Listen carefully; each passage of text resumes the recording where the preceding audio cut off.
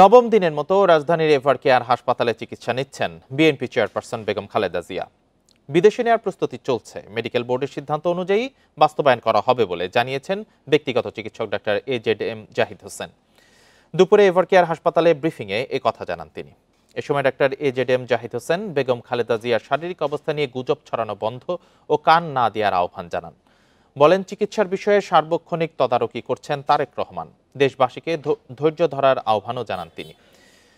সবার দোয়ায় বেগম খালেদা জিয়ার সুস্থ হওয়ার আশা প্রকাশ করেন ডাক্তার AZM জাহিদ হোসেন। এদিকে 3 বারের প্রধানমন্ত্রী বেগম খালেদা জিয়াকে অতি গুরুত্বপূর্ণ ব্যক্তি বা VIP ঘোষণা করে প্রজ্ঞাপন জারি করেছে সরকার। এরপর থেকে এই হাসপাতালের চারপাশে নিরাপত্তা জোরদার ও সড়কে ব্যারিকেড দিয়েছে ডিএমপি। দলের নেতাদের আহ্বানে সাড়া দিয়ে সকালে হাসপাতালের সামনে ভিড় করেননি বিএনপি নেতাকর্মীরা। স্বাস্থ্য পরীক্ষার জন্য 23 নভেম্বর এভার কেয়ার হাসপাতালে ভর্তি করা হয় খালেদা জিয়াকে। মেডিকেল বোর্ডের সদস্যরা ওনাকে দেখেছেন।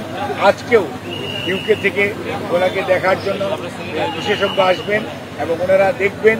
দেখার পরবর্তীতে ওনাকে যদি ট্রান্সফারেবল হয়, আমাদের যদি ট্রান্সফার করার প্রয়োজন পড়ে মেডিকেল বোর্ড মনে করে, তখনই ওনাকে সেই যথাযথ সময়ে ওনাকে চিকিৎসার জন্য দেশের বাইরে নিয়ে যাওয়া হবে।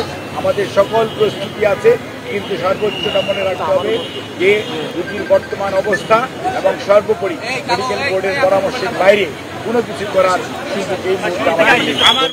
এ নিয়ে আরো জানাতে এভার কেয়ার হাসপাতালের সামনে থেকে যোগ দিয়েছেন সহকর্মী আনোয়ার সাদাত নূর। নূর, বেগম জিয়ার ব্যক্তিগত চিকিৎসক ডক্টর AZM জাহিদ হোসেন কিছুক্ষণ আগেই ব্রিফ করেছেন বেগম জিয়ার চিকিৎসা সম্পর্কে। আপনি সেখানে সরাসরি ছিলেন, সবশেষ তথ্য জানাবেন।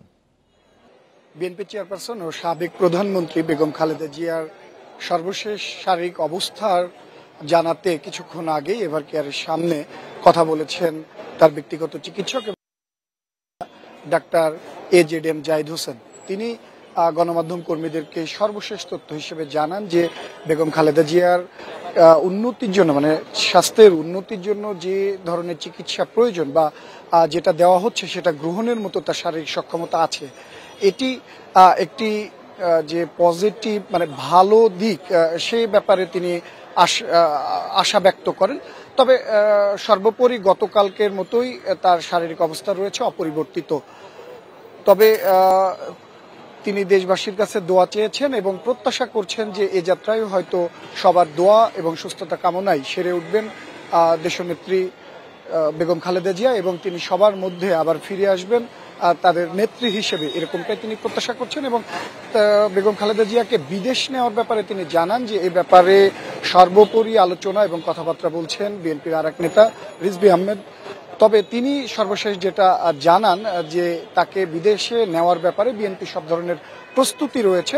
মেডিকেল বোর্ড সে ব্যাপারে গ্রিন সিগন্যাল দিলে বা নেওয়ার মতো পরিস্থিতি সেটা ঘোষণা করা হলে তবে তাকে এয়ার অ্যাম্বুলেন্সে করে বিদেশে নেওয়া হবে বলেও তিনি জানান। তবে এখন পর্যন্ত বেগম খালেদা জিয়া যে শারীরিক পরিস্থিতি, তাকে বিদেশে নেওয়া সম্ভব হচ্ছে না বলেও তিনি জানান। পাশাপাশি তিনি বলেন যে গতকাল রাত থেকে বিভিন্ন ধরনের গুজব ছড়ানো হচ্ছে এবং গুজবে কান না দেওয়ার জন্য তিনি অনুরোধ এবং আহ্বান জানিয়েছেন নেতাকর্মীদের এবং কোনো ধরনের গুজব ছড়ানো থেকেও বিরত থাকতে অনুরোধ করেছেন এই নেতা এবং চিকিৎসক। তিনি বলছেন যে দূরে বসেও, লন্ডনে বসেও তারেক রহমান সর্বদা চিকিৎসক বোর্ডের সাথে যোগাযোগ রাখছেন, বিএনপির সাথে যোগাযোগ রাখছেন এবং বেগম খালেদা জিয়া চিকিৎসার ব্যাপারে তিনি খোঁজ নিচ্ছেন। তিনিও তাকে বিদেশ উন্নত চিকিৎসার জন্য দেশের বাইরে নেওয়ার ব্যাপারে যে প্রস্তুতি বা যে ধরনের আলোচনার প্রয়োজন সে ব্যাপারে তিনি অবগত এবং সে চেষ্টা করছেন। তবে চিকিৎসক দল সে ব্যাপারে অনুমতি না দেওয়া পর্যন্ত তাকে নেওয়া সম্ভব না বলেও তিনি জানাচ্ছেন। তবে একই সাথে তিনি বলছেন যে যদি সম্ভব হয়, শারীরিক অবস্থার উন্নতি হয়, তবে উন্নত চিকিৎসার জন্য কোনোভাবেই দেরি করবেন না। সার্বক্ষণিক দেশ বিদেশে যেসব চিকিৎসকরা তাকে পর্যবেক্ষণে রেখেছেন তাদের পরামর্শ অনুযায়ী তার চিকিৎসা কার্যক্রম পরিচালিত হচ্ছে।